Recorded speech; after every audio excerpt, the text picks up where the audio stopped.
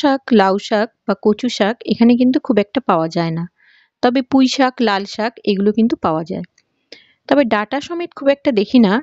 আজকে এই পুঁই শাক দিয়ে একটা রান্না শেয়ার করছি। প্রথমে শাকগুলোকে ভালো করে ধুয়ে বেছে নিয়েছি। তারপর শাকগুলোকে ঝিরিঝিরি কেটে নিয়েছি। আর এই শাকের এই নিচের দিকের পোর্শনগুলো কিন্তু আমি প্রথমেই বাদ দিয়ে দিয়েছি। এরপর কড়াইতে দিয়েছি সর্ষের তেল। ফোড়নে দিয়েছি 5 ফোড়ন আর 2টো শুকনো লঙ্কা। শুকনো লঙ্কাগুলোকে আমি এখানে ছোট ছোট করে কেটে নিয়েছি। এর মধ্যে দিয়েছি একটা বড় সাইজের পেঁয়াজ কুচি।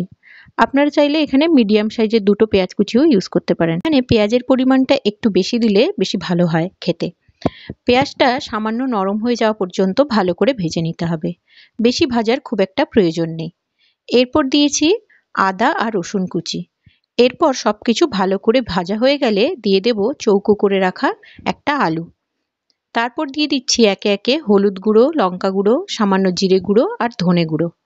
তারপর সামান্য একটু জল দিয়ে মশলাগুলো কিন্তু ভালো করে কষিয়ে নিতে হবে। এরপর দেব একটা টমেটো কুচি। এখানে টমেটো আমি একটা বড় সাইজের ইউজ করেছি। আপনারা চাইলে 2টো মিডিয়াম সাইজের টমেটো দিতে পারেন।